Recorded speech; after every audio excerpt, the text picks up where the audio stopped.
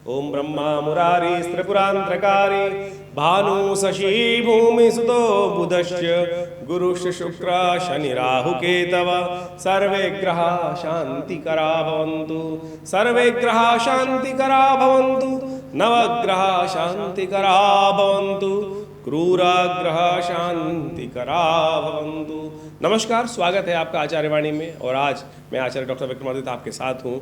तुला राशि वालों के लिए मई का पहला भाग जो है, यानी महीने का पहला भाग क्या लेकर आ रहा है आपकी किस्मत को जगाने के लिए, किस प्रकार से रास्ते बन सकते हैं। देखिए, जो हमने अभी प्रार्थना करी, ब्रह्मा मुरारी त्रिपुरांतकारी भानु शशि भूमि सुतो बुधश्च, ये प्रार्थना अद्भुत चमत्कारी है।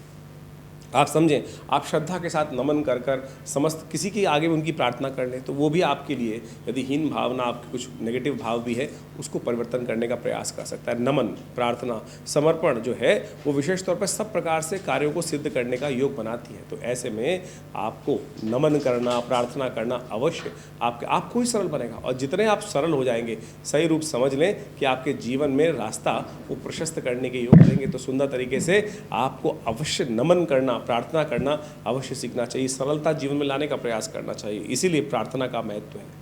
तो हम आज जो बात कर रहे हैं वो बात कर रहे हैं तुला राशि वालों के लिए। तुला राशि वालों, मई का महीना आपके लिए कई ग्रहों के परिवर्तन की सूचना लेकर आ रहा है। बृहस्पति महाराज जो आपकी राशि के अनुसार से स्वामी हैं, विशेष तौर पर आपके बृहस्पति महाराज जो आपके तृतीय भाव के स्वामी भी हैं और साथ साथ षष्ठ भाव के स्वामी भी हैं, वो एक तरह से परिवर्तित होकर आपकी राशि के द्वितीय भाव में, अष्टम भाव में जा रहे हैं और धन वाले भाव को देखेंगे। और आपकी राशि के अनुसार से यदि हम बात करें, चतुर्थ भाव को देखेंगे। और इन स्थितियों में इन सबका भावों को देखना कई प्रकार से आपके लिए परिवर्तन का योग बनाएगा। ऐसे में आपकी राशि के अनुसार से सिलसिलेवार तरीके समझें। तुला राशि वालों, आपके लिए ग्रहों का योग क्या कहता है। 1 मई के दिन विशेष तौर पर वैशाख मास की कृष्ण पक्ष की सप्तमी तिथि है, बुधवार का अवसर है और चंद्रमा जो है चतुर्थ भाव में चल रहे हैं। और चतुर्थ भाव में चलते हुए चंद्रमा आपके लिए शुभ योग बना रहे हैं और इस दिन बृहस्पति भी परिवर्तन का योग बना रहे हैं। तो 1 मई को ही विशेष तौर पर बृहस्पति महाराज सप्तम भाव से आपकी राशि से निकलकर आपके अष्टम भाव में प्रवेश कर रहे हैं। यहाँ एक बात को और समझने का प्रयास कीजिए। यदि आपकी राशि तुला है लेकिन लग्न कुछ और है, तो आपको ये समझ लेना चाहिए, हम ये जो बात कर रहे हैं तुला राशि और तुला लग्न दोनों पे प्रभाव को मिश्रित करते हुए कर रहे हैं। यदि आपकी तुला राशि है या तुला लग्न है, दोनों पर इसके प्रभाव को आप इसी प्रकार से समझ सकते हैं कि ये ग्रह क्या प्रभाव करने वाले हैं। बृहस्पति का ये परिवर्तन विशेष तौर पर कई प्रकार की संभावनाओं को नई उत्पन्न करने की योग बनाएगा। लाभ की स्थिति, धन लाभ की स्थिति, विशेष तौर पर धन के मार्ग को सुगम करने की स्थिति उत्पन्न करेगा किसी न किसी कारण से, बस लेकिन मन में थोड़ा सा वीतरागिता उत्पन्न करने के योग भी बना सकता है। तो ऐसे में बृहस्पति के संबंध में कुछ खास उपाय आपको करने की ज़रूरत भी दिखाई देती है।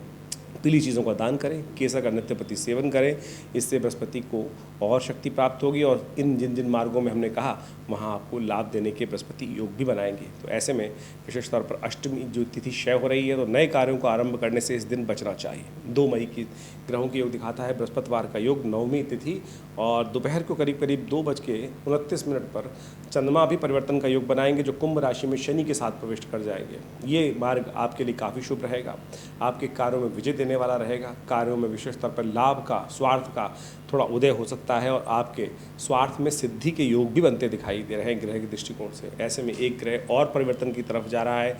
चतुर्थ भाव में चलते हुए प्लूटो ग्रह जो है वो वक्री होंगे। ये आपके लिए कुछ समस्याएं उत्पन्न कर सकते हैं। ये अननेसेसरी के क्लैश, जमीन जायदाद, सुखों में कुछ कष्ट देने के योग दे सकते हैं। तो ऐसे में नित्य प्रति आप एक काम करें, गौ पूजा में थोड़ा जौ पानी में मिलाकर गीले करके भिगोकर गाय को खिला दिया कीजिए। नहीं तो ये प्लूटो का ये परिवर्तन थोड़ा कहीं ना कहीं कष्ट देने के योग दे सकता है। 3 मई का अवसर, शुक्रवार का योग, दशमी तिथि रहेगी उस दिन और उस दिन भद्रा का योग रहेगा जो सुबह करीब दोपहर को 12:38 से आरंभ होकर रात्रि में करीब 11:30 बजे तक विद्यमान रहेगा। तो ऐसे में भद्रा के समय में नए कार्यों करने से बचना चाहिए। ग्रहों की स्थिति आपके लिए अनुकूल दिखाई देती है। आपके कार्यों में कुछ सफलता, आपके जो कार्य होंगे, कोई लोग बीच में इंटरवीन करते हैं और उसका लाभ वो लेने का प्रयास करते हैं, उनका अकाउंट क्लोज रहेगा। ग्रहों की स्थिति ऐसी है कि आपकी बुद्धि से आपको अपने कार्यों में लाभ प्राप्ति के योग बनते दिखाई देंगे सुंदर तरीके से। तो चिंता ना करें, आगे बढ़ने का प्रयास करें। बस आपको ध्यान ये रखना है कि उस जबरदस्ती की लोग जो टांग अड़ाने का प्रयास कर रहे हैं उससे आप क्रोधित ना हो। अननेसेसरी सूर्य आपके क्रोध बढ़ाने का प्रयास कर रहे हैं, तो ऐसे में आपको ध्यान रखना चाहिए भगवान सूर्य को नित्य प्रति जल दें, हो सके तो नमक का दान करें, यह आपके लिए अच्छा उपाय रहेगा। 4 मई के दिन शनिवार का अवसर, एकादशी तिथि, और विशेष तौर पर चंद्रमा जो है वो शाम के समय मीन राशि में प्रवेश करेंगे। सुबह तो ग्रहों की स्थिति अच्छी है, लेकिन चंद्रमा के परिवर्तन के साथ साथ स्वास्थ्य के दृष्टिकोण से थोड़ा समय भारी हो सकता है। चतुर्ग्रही योग विशेष तौर पर जो है वो आपके 6ठे भाव में बन रहा है। राहु के साथ बुध भी वहाँ विराजमान है, मंगल भी वहीं विराजमान है, तो स्वास्थ्य के दृष्टिकोण से ग्रह थोड़े अनुकूल नहीं दिखाई देते हैं। ऐसे में आपको ध्यान रखते हुए कार्य करने की ज़रूरत है। एकादशी है और एकादशी के दिन भगवान विष्णु का सुंदर तरीके से पूजन करके उनका चरणामृत ग्रहण करें। यह अद्भुत है, जब चरणामृत भगवान का ग्रहण किया जाता है, जब पंचामृत से भगवान को स्नान कराने के बाद उस जल को एकत्र करने के बाद हाथ में पंडित जी जब देते हैं तो एक मंत्र का उच्चारण करते हैं, अकाल मृत्युहरणम सर्वव्याधि विनाशनम विष्णु पादोत्कम पित्वा पुनर्जन्म न विद्यते। ये समझे आपके लिए अद्भुत रूप से ये बहुत सुंदर औषधि के रूप में भी काम करेगा, क्योंकि चंद्रमा थोड़ा कष्ट देने के योग बना रहे हैं। नज़ला, जुकाम, सर्दी, गर्मी जो है वो थोड़ा सा परेशान कर सकती है। ऐसे में एकादशी का व्रत रखते हुए सुंदर तरीके से भगवान विष्णु का पूजन करना आपके लिए अच्छा रहेगा, कल्याणकारी रहेगा। बात कर लेते हैं 5 मई की, रविवार का अवसर, द्वादशी तिथि, और सुंदर तरीके से रवि प्रदोष का योग इस दिन बन गया है। ग्रहगण दृष्टिकोण से थोड़ा से ग्रह वीक दिखाई देते हैं, स्वास्थ्य के दृष्टिकोण से समय भारी दिखाई देता है, और महामृत्युंजय मंत्र का जप करते हुए ऐसे में भगवान शिव का ध्यान करते हुए अवश्य उनका अभिषेक करें। शाम के समय प्रदोष काल में तो अवश्य करें। ये योग आपके लिए विशेष तौर पर कई प्रकार से कल्याणकारी रहेगा। सूर्य महाराज इस दिनों आपके 7वें भाव में विराजमान है, और जो साथ साथ थोड़ा सा एग्रेसिवनेस बढ़ा रहे हैं, और जब गुस्सा आ जाता है ना तो आपका प्रभाव शून्य हो जाता है। ऐसे में कीर्ति में कुछ कष्ट होने के योग बन सकते हैं। तुला राशि में जो विशेष तौर पे है, सूर्य वहाँ आके कमज़ोर हो जाते हैं, लेकिन आपकी राशि के सामने इस वक्त चल रहे हैं, तेजोमय है, और ऐसे में जब सूर्य क्रोध ज़्यादा करते हैं, सूर्य के कारण से एग्रेसिवनेस बढ़ जाती है, तो आपकी कीर्ति में कुछ न कुछ कलंक लगने के योग बन जाते हैं। रविवार का दिन है, प्रदोष का योग बन रहा है, तो कीर्ति में वृद्धि के लिए, सब दोषों को हरने के लिए एक सुंदर कार्य करें। शाम के समय सूर्यास्त जब हो जाए तो आप विशेष तौर पर भगवान शंकर का दूध से अभिषेक करने का प्रयास करें। शीतलता प्रदान होगी और साथ साथ कल्याण के योग बनेंगे, कष्टों को दूर करने के योग बनेंगे। 6 मई का अवसर, सोमवार का अवसर, त्रयोदशी उदय तिथि के रूप में विराजमान है, और साथ साथ इस दिन ग्रहों का योगायोग आपकी राशि के अनुसार से थोड़ा सा कमज़ोर अभी भी बना हुआ है। सुबह सुबह शिव का ध्यान करते हुए महामृत्युंजय मंत्र का जप करें, चावल का दान करें, यह आपके लिए उपयुक्त रहेगा, अच्छा रहेगा। इससे आपके लिए परिवर्तन का योग बनेगा। ध्यान रखते हुए इसको उपाय को करने से गुरेज मत कीजिएगा, अवश्य कीजिएगा, नहीं तो कहीं ना कहीं देखिए, प्रथम सुख निरोगी काया शास्त्र कहता है, और चंद्रमा जिस कारण से है मनोमस्तिष्क में थोड़ी सी नेगेटिविटी उत्पन्न करता दिखाई दे रहा है, आलस्य उत्पन्न करता दिखाई दे रहा है, स्वास्थ्य में कुछ समस्याएं उत्पन्न करता दिखाई दे रहा है, तो ध्यान रखते हुए कार्य करें। छोटा सा उपाय है, चावल का दान, भगवान शिव का महामृत्युंजय मंत्र करते हुए दूध से अभिषेक, सुंदर रहेगा, लगेगा कुछ नहीं लेकिन लाभ अवश्य देगा। 6 मई के बाद हम बात कर लेते हैं 7 मई की, मंगलवार का अवसर, चतुर्दशी तिथि है, और चंद्रमा के परिवर्तन के साथ साथ ग्रहों का योग आपके लिए अच्छा बन गया है, सुंदर तरीके से नए विचारों को उत्पन्न करने वाला है, और ये आपके लिए कई तरह से सुंदर तरीके से आगे बढ़ने के मार्ग प्रशस्त करता दिखाई देगा। ऐसे में इस दिन सर्वार्थ सिद्ध योग भी विद्यमान है, नए कार्यों को आरंभ करने के लिए दिन अच्छा दिखाई देता है। मंगलवार का अवसर, कोशिश करें सुंदर तरीके से हनुमान जी का पाठ करें, हनुमान जी का पूजन करें, चोला चढ़ाएं हनुमान जी को। इन दिनों मंगल महाराज जो हैं वो राहु के साथ युक्त चल रहे हैं, और मंगल जो विशेष तौर पर जब राहु के साथ युक्त चलते हैं तो पराक्रम में ग्रहण लग जाता है, तो ऐसे में सुंदर तरीके से मंगल को शक्ति देने की ज़रूरत है। तो हमने भी विवेकानंद योगाश्रम में सुंदरकांड का पाठ रखा है। ऐसे में मंगल को शक्ति दें और हनुमान जी का पूजन करें। हनुमान जी के आशीर्वाद से जब हनुमान जी की कृपा हो जाती है तो अद्भुत रूप से बुद्धि भी विकसित हो जाती है, और साथ साथ सही मार्ग भी मिलने लग जाता है। जहाँ पर एक पुरानी कहावत है ना, और देवता चित्त न धनई हनुमत से ही सर्व सुख करें, तो हनुमान जी का अवश्य स्तवन करके इस दिन अपने ग्रहों को अनुकूल करने का आपको प्रयास करना चाहिए। सर्वार्थ सिद्ध योग विद्यमान है, सुंदर तरीके से जो दोपहर को करीब 3:30 बजे तक रहेगा, तो नए कार्यों का आरंभ करने के लिए दिन अच्छा दिखाई देता है। वहीं 8 मई की यदि हम बात करें तो बृहस्पति महाराज अभी परिवर्तित हुए थे, अब होने जा रहे हैं अस्त। आने वाले करीब 22-23 दिन के लिए ये चंद्रमा जो है, बृहस्पति महाराज जो है अस्त हो जाएंगे। ये परिवर्तन करने के लिए आपका जो ग्रहों का योग बना था वो कहीं ना कहीं थोड़ा कमज़ोर स्थिति में जा सकता है। ऐसे में बृहस्पति को नित्य प्रति ताकत देने का आपको प्रयास करना चाहिए। देखिए, आपकी राशि के अनुसार से बृहस्पति का 6ठे भाव में जाना कहीं ना कहीं मन को उदासीनता को उत्पन्न करने वाला रहेगा, लेकिन यहाँ बृहस्पति के अस्त होने से मन में जो वीतरागिता उत्पन्न हो रही थी उसमें थोड़ी कमी आ सकती है। ऐसे में मंदिर में पीली चीज़ों का दान करने का प्रयास करें, भगवान विष्णु का स्पेशल पूजन करने का प्रयास करें, ये आपके लिए बड़ा अच्छा रहेगा। अमावस्या है और तो हो सके तो अपने पितरों के निमित्त तर्पण इत्यादि करें, वो भी अच्छा रहेगा, परिवर्तन का योग बनाएगा। वैसे हम अलग से एक वीडियो बना रहे हैं जो बृहस्पति के अस्त होने से क्या प्रभाव रहेगा, उसमें कौन से उपाय आपको करने चाहिए जिससे आपके ग्रहों के योग, ग्रह योग का निवारण हो सके, कष्टों का निवारण हो सके, वो अलग से वीडियो देख सकते हैं हमारे ही चैनल पर जाकर। 9 मई को बात करें तो बृहस्पतिवार का अवसर है, प्रतिपदा तिथि है और द्वितीया क्षय है। ग्रहों का योग चंद्रमा वृषभ राशि में उच्च के होकर बृहस्पति के साथ सुंदर योग बना रहे हैं, धन लाभ की स्थिति को प्रशस्त करते दिखाई दे रहे हैं। लेकिन मनोमस्तिष्क में थोड़ा बंधन आपको परेशान कर सकता है। ऐसे में बंधन को त्यागने के लिए सबसे अच्छा है कि केले का पूजन करें, केले का दान करें, ये सब उपाय करिए, कल्याण होगा। 10 मई को ग्रहों का योग दिखाता है, बुधवार का अवसर, तृतीया तिथि, मिथुन राशि में चंद्रमा का प्रवेश होगा, लेकिन वो शाम के समय होगा। दोपहर तक, सुबह तक जो ग्रह योग बन रहे हैं आपके लिए वो अच्छे बन रहे हैं। बृहस्पति के साथ चंद्रमा का योग चल रहा है, धन लाभ की स्थिति को प्रशस्त करता दिखाई दे रहा है, लेकिन साथ साथ थोड़े खर्चे भी बढ़ने के योग बनते दिखाई दे रहे हैं। तो उसके लिए आपको ध्यान रखते हुए ब्राह्मणों की सेवा करने का प्रयास करें। अक्षय तृतीया है इस दिन, लेकिन एक बात का ध्यान रखिएगा, अक्षय तृतीया वैसे तो कंसूस साया मानी जाती है। बहुत सारे लोग भ्रांति के तौर पर इसको ऐसा ले लेते हैं कि कोई भी कार्य इस दिन आरंभ कर सकते हैं, लेकिन एक बात का ध्यान रखिएगा, अक्षय तृतीया पे इस बार बृहस्पति भी अस्त हैं, शुक्र भी अस्त चल रहे हैं। तो विवाह इत्यादि बड़े कार्य जो हैं, मकान का मुहूर्त, विवाह इत्यादि, मंदिर का मुहूर्त, ये सब करने इस शुभ योग में पूरी तरह से फलित नहीं होंगे, नुकसान दे सकते हैं। तो ये मुहूर्त पूरी तरह से शुभ नहीं दिखाई देता है। तो ऐसे बहुत चीज़ समझकर कार्य करने का प्रयास कीजिए। बुध भी प्रवेश करने जा रहे हैं इस दिन, विशेष तौर पर मेष राशि पर। ये आपके लिए बड़ा अच्छा रहेगा, नया मोटिवेशन उत्पन्न करेगा और ये परिवर्तन जो है आपके लिए शुभ ही योग बनाते दिखाई देंगे आने वाले समय में। और देखिए, ये सब बातें विशेष तौर पर बहुत महत्व रखती हैं। हम इस चैनल के माध्यम से आपके साथ लगातार जुड़े रहते हैं और समय समय पर आपको इन सब चीज़ों के बारे में अवगत कराने का प्रयास करते हैं कि आज तिथि कौन सी है, वार कौन सा है, कौन सा मुहूर्त कर लेना चाहिए, कौन सा व्रत शास्त्र के अनुसार से विधान किस प्रकार। देखिए, भारतीय संस्कृति में समझें, ये जो सारे के सारे विधान बताए गए हैं, ये सुंदर तरीके से इसलिए बताए गए हैं कि आप अपने जीवन में शुभ को प्राप्त कर सकें। शायद किसी और संस्कृति में इतना सुंदर तरीके से, इतने सूक्ष्म दृष्टिकोण से समय का अध्ययन नहीं किया जाता जितना सनातन पद्धति में, भारतीय संस्कृति में ज्योतिष विज्ञान के माध्यम से बताया गया। एक बात समझें, हमारा मानना ये है कि आइंस्टाइन ने एक बार जब फिलॉसफी दी थी टाइम होल्स की, जिसके अंदर हम टाइम को ट्रैवल करके बहुत सुंदर तरीके से आगे बढ़ सकते हैं, तो मेरा मानना ये है कि विशेष तौर पर ज्योतिष में जो मुहूर्त है, योग हैं, वो इसी को दिखाते हैं कि कैसे हम छोटे से कर्म से अपने पुण्यों को अद्भुत प्रकार से बढ़ा सकते हैं।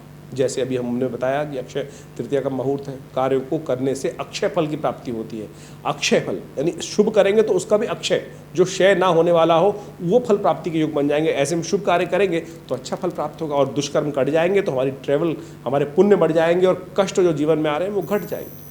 तो इन सब सिद्धांतों को हमें समझने का प्रयास करना चाहिए और सुंदर तरीके से अपने जीवन में लाभ लेने का प्रयास करना चाहिए। हमने विवेकानंद योगाश्रम जो हमारे पिता आचार्य श्री केशव देव जी महाराज ने इस्टेब्लिश किया, और यहाँ भारत की विभिन्न पद्धतियों पे हम कार्य करते हैं। यज्ञ विज्ञान, मंत्र विज्ञान, आयुर्वेद, योग, प्राकृतिक चिकित्सा और बहुत सारे स्वर विज्ञान इत्यादि, मंत्र, कुंडलनी जागरण इत्यादि। और इस सब संबंध में बहुत अच्छे से शोध करके बहुत सारे विज्ञानों के संबंध पुस्तकों का लेखन हुआ, बहुत सारे शास्त्र इत्यादि को हमने अध्ययन करके उनके संविधान को बहुत सुंदर तरीके से, बहुत ईजी लेवल में लोगों के समक्ष उपस्थित करने का प्रयास किया। और हर रविवार को इस सब संबंध में एक हम वर्कशॉप भी लगाते हैं, जो सुबह 8 बजे से लेकर करीब करीब 10 साढ़े 10 बजे तक का एक कार्यक्रम रहता है। उसमें हम यज्ञ भी कराते हैं लोगों से। आप आकर निःशुल्क, कोई फीस नहीं लेते। यज्ञ इत्यादि में करने का कोई हमारे यहाँ विधान ऐसा है कि कोई भी आकर ज्वाइन कर सकता है। पवित्र वस्त्र धारण करके, स्नान इत्यादि करके हर रविवार को आप आएँ, उस यज्ञ में बैठें। यज्ञ भारतीय संस्कृति की अद्भुत कृति है। कहा गया यज्ञो वही श्रेष्ठतमं कर्म, और यज्ञ आप स्वयं कर कर भगवान परमात्मा का ध्यान कर सकते। बहुत सारे लोगों को भ्रांति रहती है कि यज्ञ सनातन नहीं, आर्य समाज का है। आर्य समाज कहाँ से निकला? सनातन से तो निकला। कोई फर्क नहीं है, ये तो विचार ऋषियों के, लोगों के विचार हैं जिन्होंने इसको बाइफिकेशन कर दिया। सब एक ही तो है। और सनातन पद्धति में तो यज्ञ का इतना वर्णन है, यदि यजुर्वेद आप उठा के देखें तो उसमें तो सहस्त्रों लाखों यज्ञों का वर्णन आता है। और सब मूर्ति पूजक उपासक। हम वास्तविक तौर पर समझें कि मूर्ति पूजा या निराकार ब्रह्म की उपासना कोई अलग थोड़ी है। और मूर्ति पूजा करने से आपके जीवन में एक सरलता आती है, विश्वास जागता है कि हम जिसकी तरफ आराधना करने जा रहे हैं और उससे कैसे जीवन में आगे बढ़ने के सुंदर योग बनेंगे। तो इन सब सिद्धांतों को आप समझते हुए कार्य करें कि वह मूर्ति पूजा वास्तविक तौर पे सनातन पद्धति में जो बनाई गई है वो मूर्ति की एक सूक्ष्म मूर्ति की नहीं, प्राण प्रतिष्ठित मूर्ति करने की, वहाँ पूजा करने की शास्त्र में वर्णन आज्ञा मिलती है। आप समझें, हम पहले मूर्ति को पूजा करने से पहले उसकी प्राण प्रतिष्ठा करते हैं और उसके बाद उनका पूजन करते हैं, भगवान का श्री विग्रह शक्ति का उसके अंदर संचार करने के उपरांत उनकी यथाविधि भगवान को ही मानकर, साक्षात परमात्मा को मानकर, परमात्मा के अंश रूप में उनकी साक्षात स्वरूप में उनकी आराधना करने का शास्त्र में वर्णन किया गया है। और जैसे ही कभी बाई चांस भगवान न करे मूर्ति खंडित हो जाती है तो उस मूर्ति को हम प्रवाहित कर देते हैं, तब उसके बाद हम पूजने योग नहीं रहती। तो हम ये सोचें कि हम कहीं ना कहीं भ्रांति में फंस जाते हैं कि मूर्ति पूजा किसी रूप में, वो वास्तविक तौर पर परमात्मा के अंश, परमात्मा को एक स्वरूप देकर एकेश्वरवाद का प्रतीक, साक्षात हमारे संस्कृति में जो विधान बताया गया उसको ही प्रतीक माना जाता है। और ये आपके ग्रहों के दोषों को ठीक करने में जो ज्योतिष ने बहुत सुंदर तरीके से अध्यात्म के साथ इन सब मुहूर्तों को उपयोग करते हुए इन पूजा पद्धति कर्मकांड के सिद्धांतों को विकास किया है, विकसित किया है, ये बड़े अद्भुत हैं, वैज्ञानिक हैं। जैसा हमने कहा कि इस मुहूर्त जो होते हैं ना, एक छोटा सा कर्म कर कर जो हम जीवन में कष्ट भोगते हैं, किस लिए भोगते हैं? क्योंकि हमारे द्वारा किए गए पता नहीं पुनर्जन्म में किस जन्म में कोई कष्ट, कोई अपराध किया गया, कोई दुष्कर्म किया गया, उसी का तो भोग हमारे जीवन में प्राप्त होता है। कोई शुभ करेंगे तो शुभ भोग प्राप्त होगा, अशुभ कर्म हुआ तो अशुभ भोग प्राप्त होता है। अब उस भोग को हम शुभ कर्म कर कर, अशुभ भोग को शुभ कर्म कर कर निस्तेज भी कर सकते हैं। और इसीलिए ये मुहूर्तों का वर्णन शास्त्र में होता है। यज्ञ इत्यादि कर्म जो है वो आपके जीवन में अद्भुत हैं, उन सब का लाभ हमें लेने का प्रयास करना चाहिए। हमने अद्भुत देखा, जीवन में कष्ट चल रहे हैं, किसी के मुकदमे चल रहे हैं, किसी के कष्ट चल रहे हैं, शत्रु परेशान कर रहे हैं, और ऐसे में जब अनेक प्रकार के यज्ञ जो शास्त्र में वर्णित है उनका सानिध्य लिया जाता है तो अद्भुत प्रकार से उसमें सफलता प्राप्त होती है। स्वास्थ्य में महामृत्युंजय मंत्र, मृत संजीवनी मंत्र, रोगान शेषान मंत्र, दुर्गा सप्तशती के जो मंत्र हैं वो अद्भुत कार्य करते हैं। हमने ऐसे कई केसेस देखे जिनके अंदर कई दवाइयाँ काम ही नहीं कर रही थी, और जब महामृत्युंजय इत्यादि का अनुष्ठान करके उनके लिए पूजा पद्धति अनुष्ठानित किए, कार्य किए गए, तो वो अद्भुत प्रकार से वो वही दवाइयाँ, औषधियाँ पुनः काम करना शुरू करती। तो आप समझें, आपके सिर्फ कर्मों का खेल है, और इन मंत्रों का सानिध्य लेकर, परमात्मा का सानिध्य लेकर हम अपने भाग्य को, सोए भाग्य को जगा सकते हैं, दुर्भाग्य को सौभाग्य में परिवर्तित कर सकते हैं। ये सिद्धांतिक बात है। तो इन सब विषयों को हम अध्यात्म के साथ जोड़ के कार्य करने का प्रयास करें। आज कई लोगों ने ज्योतिष को अपने इस प्रकार से बना दिया है कि धर्म शून्य बना दी, और केवल नग पहनाकर या कुछ और कर कर या केवल टोटके कर कर उस शास्त्र को विशेष तौर पे ऐसा बना दिया है कि वास्तविक तौर पे अध्यात्म से बिल्कुल अलग दिखाने का प्रयास किया है। एक कई तो ऐड ऐसे में हमने पढ़े, बचपन से हम देखते आए हैं, कई लोग ऐसे लिखते हैं, नो मंत्र, नो यंत्र, नो विशेष तौर पे। अरे क्या करना चाह रहे हो भाई? ज्योतिष को वास्तविक तौर पर एक चीज़ होती है रेमेडी, एक होती है डायग्नोज। अब डायग्नोज आपने कर लिया ज्योतिष की गणनाओं को समझकर कि ये समस्या है, निदान कैसे करोगे? निदान तो अध्यात्म से ही आएगा, निदान तो उपाय से ही आएगा। उपाय जो है मंत्र विज्ञान के भी हैं, रेमेडी जो आस्पेक्ट है। ऐसे डायग्नोज का फ़ायदा ही क्या है कि जिसमें रेमेडी ना हो, तो ज्योतिष विज्ञान को हमें समझना है सही रूप से। और ऐसे में हमने बहुत सारे अद्भुत कार्यों के द्वारा, मुद्रा विज्ञान के द्वारा, मंत्र विज्ञान के द्वारा, यज्ञ विज्ञान के द्वारा इन उपायों को करके देखा, अद्भुत लाभ प्राप्त होता है। जैसे अब बृहस्पति अस्त चल रहा है, ऐसे में बृहस्पति को शक्ति कैसे प्रकार से प्राप्त होगी? कोई कहेगा नग पहन लो, कोई कह रहा है कोई और उपाय कर लो। तो हमने एक आपको इस चैनल के माध्यम से हम आपको एक बहुत सुंदर बताते हैं, ज्ञान मुद्रा।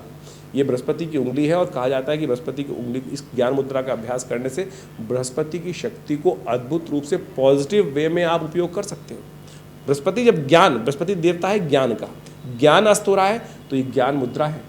भगवान कृष्ण ने गीता का उपदेश इसी मुद्रा में दिया, प्रपन्न पारिजाताय तोत्र वेत्रे पाणय ज्ञान मुद्राय कृष्णाय गीतामृत। अब ज्ञान मुद्रा की कैसे जाए? तो गायत्री के अंदर कहा गया सुरभिर ज्ञान वैराग्यम योनिश्च, जहाँ का जो गायत्री के अंदर जो मुद्राओं का वर्णन किया गया है, 24 मुद्राएं गायत्री जब से पूर्व, 8 मुद्राएं गायत्री के जब के अनंतर, वहाँ मंत्र आता है सुरभिर ज्ञान वैराग्यम योनिश शंख पंकजम। ये जो 8 मुद्राएं जो हैं, लिंगम निर्वाणकम च अष्टौ जपान्ते प्रदर्शित, वहाँ ज्ञान मुद्रा का वर्णन बनता है। और ज्ञान मुद्रा कैसे होती है? तर्जनी अंगुष्ठेन स्पर्शेत, तर्जनी को अंगुष्ठ के साथ स्पर्श करने से ज्ञान मुद्रा बन जाती है। तो इन दिनों बृहस्पति चल रहे हैं अस्त, बृहस्पति को ठीक करना चाहते हैं तो जो उपाय बताएं वो तो करें ही करें, लेकिन इसको ज्ञान करने का, ज्ञान मुद्रा का, चलते फिरते उठते बैठते ज्ञान मुद्रा का अभ्यास करने का प्रयास कीजिए। देखिएगा बृहस्पति को शक्ति प्राप्त होगी, और जो विचार जो बुद्धि सोई है, अस्त है, उसमें नई शक्ति प्राप्त करने का योग बन जाएगा। यानी बाहर कॉस्मिक में वो रेजेस जो है वो थोड़ी नेगेटिव हो रही हैं। यदि एक ज्ञान मुद्रा अभ्यास कर लें तो सुंदर तरीके से बृहस्पति को शक्ति प्राप्त होगी और साथ साथ आपके जीवन में कष्टों को दूर करने के योग बनेंगे। तो ये वर्णन हमने आपको बताया और सुंदर तरीके से इसको आप करने का प्रयास कीजिए, आपको देखिए लाभ प्राप्त होगा। इसके अलावा भी बहुत सारी समस्याएं आपके जीवन में यदि चल रही हों, कोई प्रश्न मन में आ रहा हो, तो आपके लिए विवेकानंद योगाश्रम बहुत सुंदर तरीके से अध्यात्म के क्षेत्र में कार्य कर रहा है। जमुना पार्क खुरेजी में एक बहुत बड़ा शोध संस्थान बनाया हमारे पिता आचार्य श्री केशव देव जी महाराज ने, और यहाँ नित्य प्रति 8 घंटे यज्ञ होता है, गौशाला है, पूरा योग, प्राकृतिक चिकित्सा, आयुर्वेद का एक 100 बेड का हॉस्पिटल बनाया गया है। तो आप सादर आमंत्रित हैं यहाँ पर, और आश्रम से जुड़कर बहुत सुंदर तरीके से आप आध्यात्मिक विकास और साथ साथ अपने जीवन में शुभ कार्य करने के लिए, माँ भगवती का सानिध्य प्राप्त करने के लिए, ये बताना मेरे को ज़रूरी समझता हूँ मैं कि यहाँ भगवती का एक सुंदर शिव विग्रह विराजमान है जो 1947 में मुल्तान से आया था, और कई वीडियोज़ के माध्यम हम बताते ही आपको, और उन्हीं के सानिध्य में, उन्हीं की कृपा से, उन्हीं के आशीर्वाद से आज आश्रम पर नित्य 8 घंटे यज्ञ होता है, आध्यात्मिक कार्य किए जाते हैं। आप रविवार वाले यज्ञ में सादर आमंत्रित हैं, और यदि आपकी कोई निजी समस्या है तो फ़ोन नंबर्स दिए गए हैं, उन पर संपर्क साध कर आप आश्रम के साथ जुड़ सकते हैं।